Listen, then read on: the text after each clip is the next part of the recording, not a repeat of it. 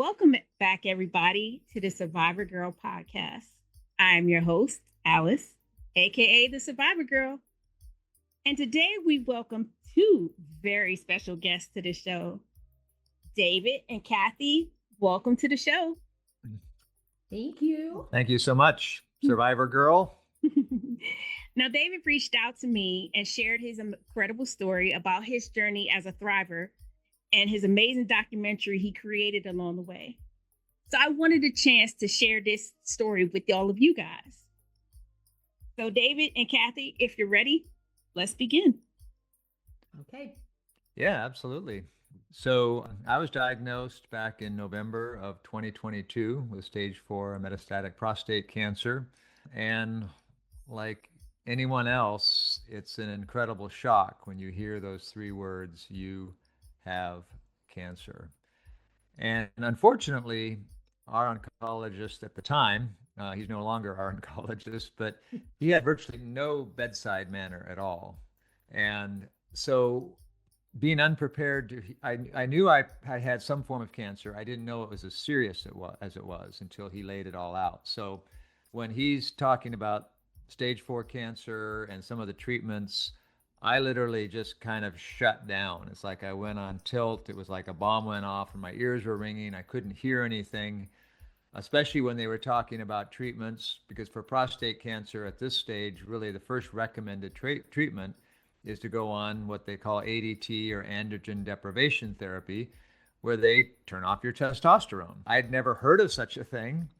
And he was not so gentle in how he presented that. He said, we're going to chemically castrate you.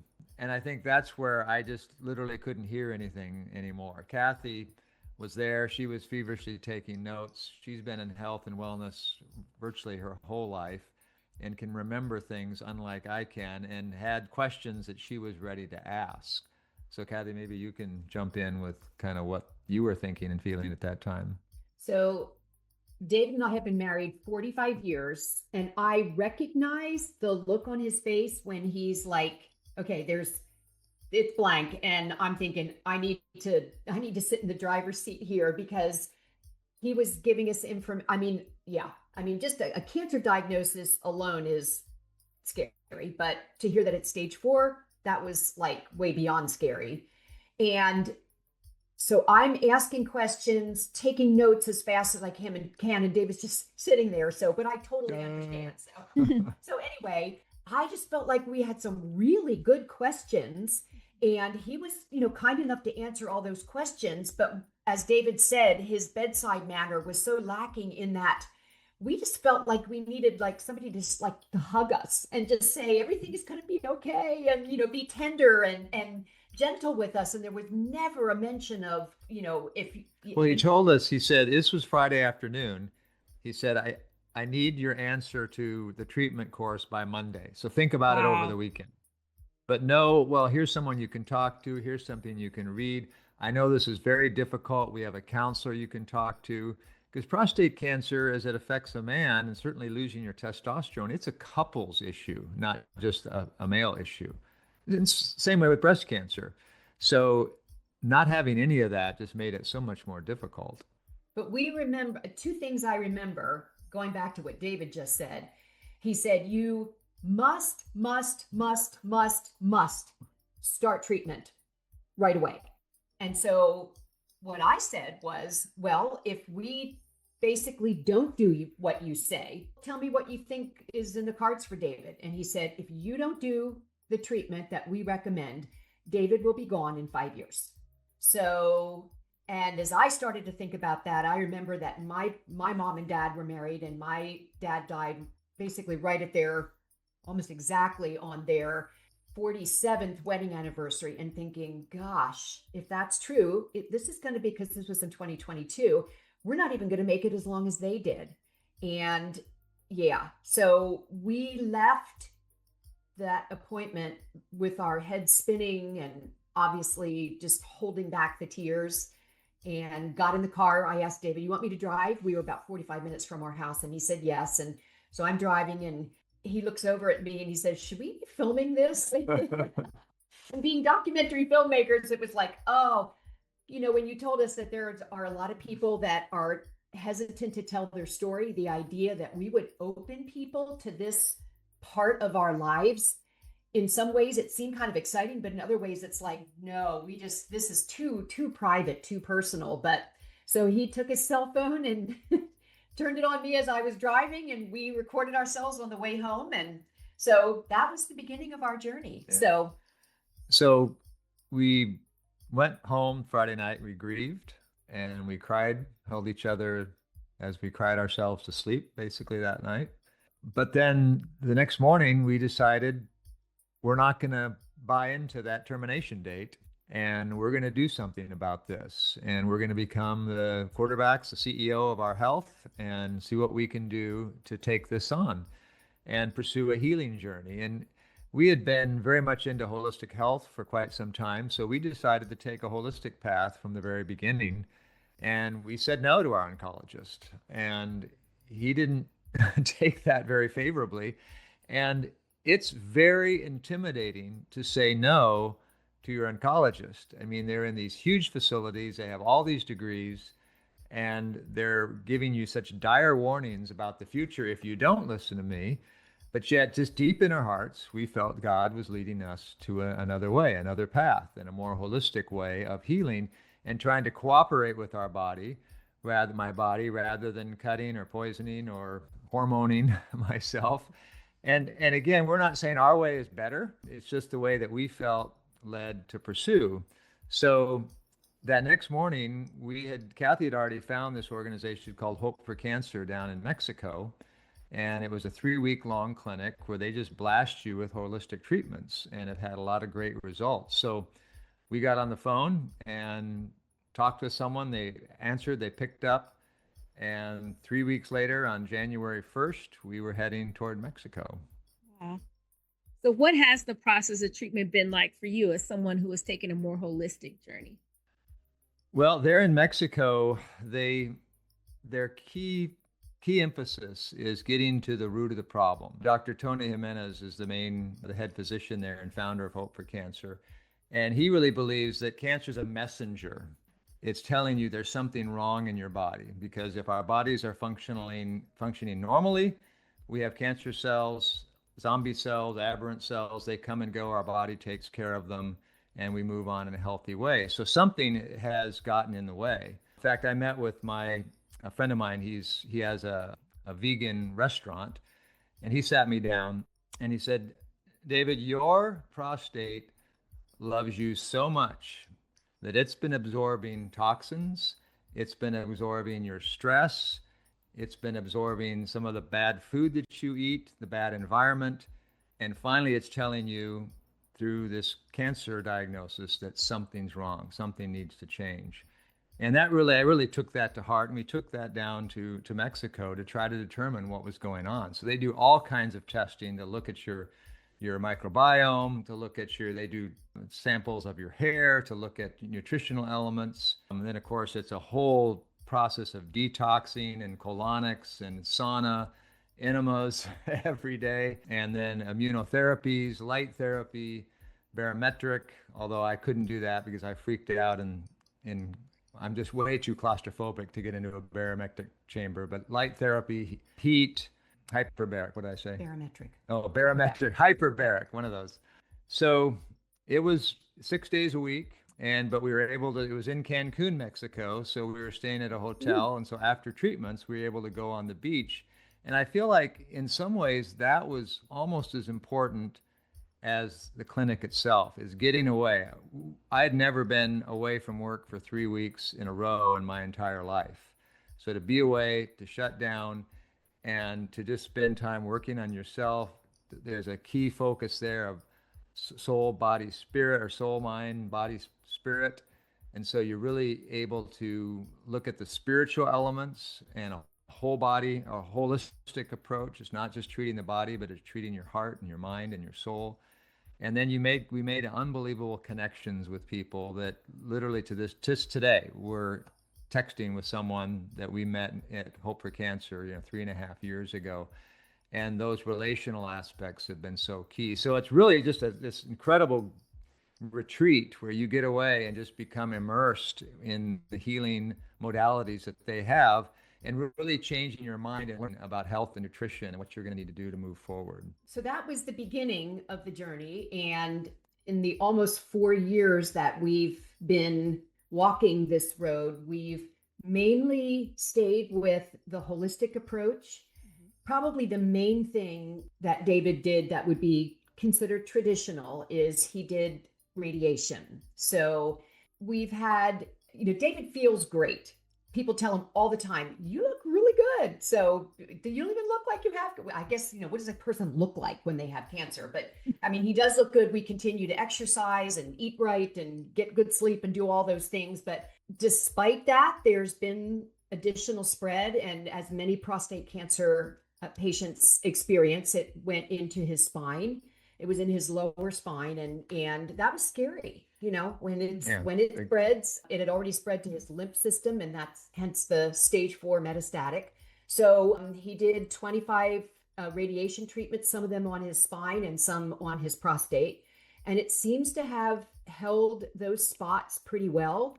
So basically, outside of that and some off-label drugs that we worked with an oncologist for an extended period of time, for about 42 weeks, actually, we've stuck with the holistic approach. So the key thing, a friend of ours is our radiologist. So he reads all of our scans. In the very beginning, it was clear that it was a rapidly growing prostate cancer, which is very rare. He said, this is so unusual.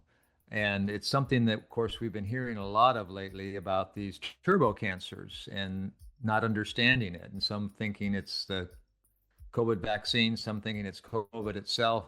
But in the last 4 or 5 years, there's been this rapid rise of cancer, especially in young people. So we were really, concerned about how fast it was growing, but our radiologist said, well, whatever you're doing, and I'm not sure how it's working, but it seems to have slowed down.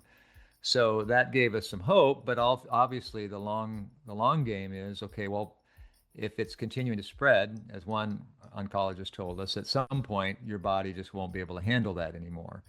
Fortunately, I haven't had pain.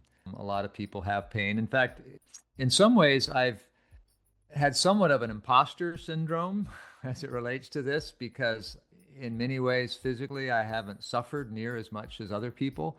And obviously some of that's based on the choices I made and not going on ADT, which is a major, just profoundly changes a man's life. When you lose your testosterone, it affects everything from bone mass, muscle mass, mental clarity. You gain weight, you get lethargic. I mean, we read story after story of how this is completely damaged and sometimes ruin marriage relationships when men go through this type of therapy. So we've kind of all along been very careful to make sure that the treatments we're choosing weren't going to impact my long-term health. Because I'm still convinced, and we're still in this journey, and we can kind of get to where we're at now with treatments in a little bit. But I still believe that I'm going to live longer and healthier because of having cancer than I would have without this diagnosis. And that was going to lead me to the question of, how has cancer changed your perspective on life? Well, in the beginning, as you know, Alice, when you face a life-threatening disease, in some ways your life kind of flashes before your eyes. And anything and everything made me cry in those first few weeks. Ask Kathi. I mean, I would just think about something. We'd be watching a TV show. I would be talking to my family, just we were on a business call, and I start crying. So you're just so much emotion, and there's such an intense desire that we all have instinctively, this God-given desire to survive. So that really shifted my perspective to what's really important in my life, and thinking more about my family and how blessed I was with the children that I have and the business that I have and the friends that we have. And I think of, if there would be any, and both Kathi and I could talk a long time on this, but really focusing in on gratitude of this diagnosis made me really understand how incredibly blessed I am as a human being. And that I come back to that in some of the more difficult times of just gratitude that I have this life. God has given it to me, and we're part of a healing journey, and we've been helping others like you on their journeys toward healing because we feel a calling. We feel that my sister said, David, you've been giving a gift. This is something God gave you. I'm not sure what that means, but figure out what you can do to take the gift that you've been given and give something to others that will make a difference. Kathi, maybe you can answer that question. Is that okay if Kathi answers that question? Yeah, as a caregiver, you're watching David go through this journey. How has it impacted you? How's your perspective now changed? And what does it feel like, as you're watching this person that you love for almost your entire adult life, pretty much your whole adult life? What has this been like for you as a person watching this person that you love so dearly going through their journey? Yeah, the first thing that I thought after we had been maybe a few weeks into this journey. So my dad was very ill with cancer for 10 years. And the first 5 of those 10 years, we lived across the country from my parents. My mom and dad were living in Pennsylvania where I grew up, and David and I were living in California. And halfway through my dad's cancer battle, we moved to the East Coast to be close to them. I soon realized that as a caregiver, that people come up to you and they say, so how's David? And you explain how David is doing and kind of give them the latest. And then the conversation meanders to something else. And it was so rare that people would just look me in the eye and say, and how are you doing? Mm. And when I think about my mom being my dad's caregiver for 10 long years, she literally laid down her life to care for my dad. Yeah. And in one of those first few weeks, my mom is gone now. In fact, David got his diagnosis about 3 months after my mom died. And I remember thinking, I didn't ask my mom enough. How are you doing? Mm. And for the longest time, I would say maybe the first year to a year and a half, I just agonized over that. But then I realized I can't go back and relive those years, but I can pay attention to how I'm doing. And if I'm ever around another cancer caregiver, I ask the very questions that I want asked of me. How are you doing? And is there anything that I can do to make your path easier? So I think that's been one perspective check. Another has been that when I look at being a caregiver, I feel like there's 2 words that kind of pop into my mind that are maybe the enemies of caregiving. One is weakness and one is weariness. And what I've learned, Alice, is I've kind of always thought of myself as being somewhat weak, but I'm not weak. I am strong, but I get weary, and that's okay. So learning that if I focus on the fact that I am strong, I can do this. And I have proven that to myself in this almost 4-year-long journey that I am strong, but it's okay to be weary. Yes. So saying that, what advice would you give to someone who is watching a loved one go through a cancer battle? Hands down, and you've probably had so many people say this to you when you ask that question of a caregiver, is you cannot pour from an empty cup. You, as hard as it is, you have got to nurture yourself. You whatever it takes to get away and go shopping or, have tea with a friend or do something that pours into you, because you will pour into the person that you are caring for, most likely to the extent that all of a sudden you realize, I am totally empty. I have nothing left to give. And you can't afford to get there. The more you recognize the fact that you need to nurture yourself and take care of yourself, making sure you get enough sleep. And I know I'm making it sound really easy. It is not. It's probably the hardest thing you will do as a caregiver is to learn to take care of yourself. But that's the only way that you're going to be able to thrive in the caregiver role. is to recognize that you yourself need some nurturing. And if it's just you that pours into yourself, that's okay. But find some friends that'll pour into you too, make you laugh, take you fun places. That's all really important. Yeah. And you need to also tell the person you're caring for, I need to do this, otherwise I'm going to implode. So that's my advice. I appreciate hearing that so much. And I tell people all the time, make sure you find a way to laugh every day. Because laughter truly is the best medicine. So David, what would you tell someone who is maybe recently diagnosed, who's dealing with cancer currently? What would you tell them to help them get through this journey? Yeah, that's a great question.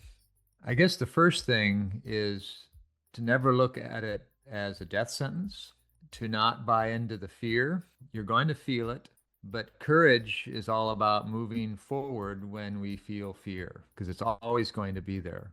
But to face it head on, to listen to your doctors, respect them, but do your own research, because you're the one in charge.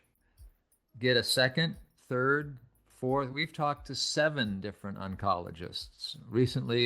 Earlier this year, we talked to yet another one, because we just really wanted to push and ask questions and make sure that we're putting ourselves in the cutting edge of what's happening out there. I mean, cancer research, things are happening with the advent of AI. There's so many things that are going on. And I heard someone say recently, if you can figure out a way with your cancer diagnosis to live for at least 5 years, I can almost guarantee you there's going to be a much better treatment or possibly a cure. And so that's the hope that we live in. And that's the hope that I want to give other people. And maybe you don't need to jump like what you said, Alice, about your treatment. You asked some hard questions and they flipped some things around that probably gave you a better quality of life. And that's what I would encourage people to do. Push back, ask questions, get other opinions on the table, because I've been surprised at how different oncologists can proceed and what they can advise you to do. So yeah, that would be, and then of course, just surround yourself with the people that love you, because they want to help you. And don't push back when everyone wants you to read a certain book, wants you to try a certain product, talk to a certain doctor, because we've had friends that get angry about that. And we just felt, and we got deluged, with advice. And we just took it as a way that these people were trying to show love. And obviously, if someone gets too pushy, you need to ask them to back down. But just receive all of that as love. When people say they're praying for me, sometimes I don't know exactly how prayer works, but I know I feel loved. And I believe, as someone said, love will heal you. And so surround yourself with those that love you. That's amazing. So tell me a little bit about the documentary and about you guys' journey. Yeah, like Kathi said, we started documenting right away. The distributor that we do a lot of production for, he reached out and he kind of tentatively said, I know this might be not a good time, but, have you thought about documenting your journey? And we kind of laughed and said, well, a few days ago, we decided to already do that.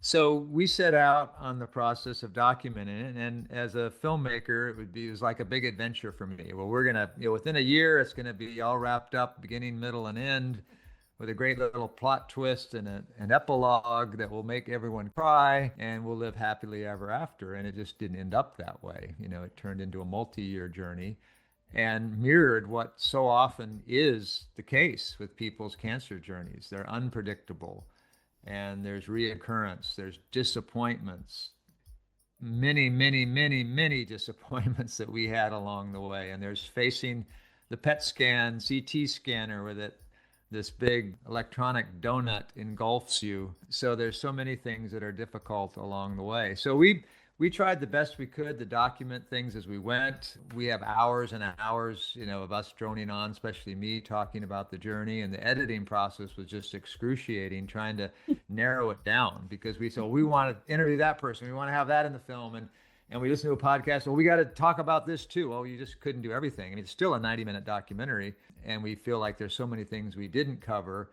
But what we're hoping is that people will just be able to experience, what it's like to take an alternative route. And we interviewed an integrative oncologist, actually two of them. We interviewed someone who's the head of the Molecular Hydrogen Institute. There's a lot of research going on in terms of molecular hydrogen and how it can help mitigate the side effects during radiation. And I did that during my radiation treatments, and it seemed to help. So we tried to hit on some key things, detoxing and the importance of that. And then, of course, diet. And Kathi is an amazing cook, and we have our own grain mill, and she makes our bread, and we really look at the importance of diet and lifestyle and toxins that are in your water. So we just tried to hit on a few things, and there's some humor in it, some emotional points, but we just tried to share from our heart. And, it's incredibly hard to edit a movie that you're in, and I have to look at myself constantly and question, why did I say that? Why didn't I say that better? But it is what it is, and we're going to be releasing the film here in just a few short weeks. And where will people... Maybe by the time people listen to this, it'll be released. Who knows? Hey, where will people be able to check out the documentary? Well, the best way at this point is to go to the documentary's website. So the film's called 3 Words. So it's just 3 words, DOC, short for documentary.com. So if you go there, no matter when you go, it'll tell you how to watch the film. It's going to be at the streaming premiere, and then it'll be on different streamers. We're already in the process of working on that now. And so anytime in the future, just go to our website, and that'll give you the information you would need. That's amazing. So David and Kathi, I want to thank you again for coming on the podcast. I'm so grateful. I'm so appreciative. You guys, you heard 3wordsdoc.com. You'll be able to check out their amazing documentary documenting David and Kathi's journey through cancer and what it's like taking an alternate route and alternate treatment. And I'm so grateful. I'm so thankful to have heard your story.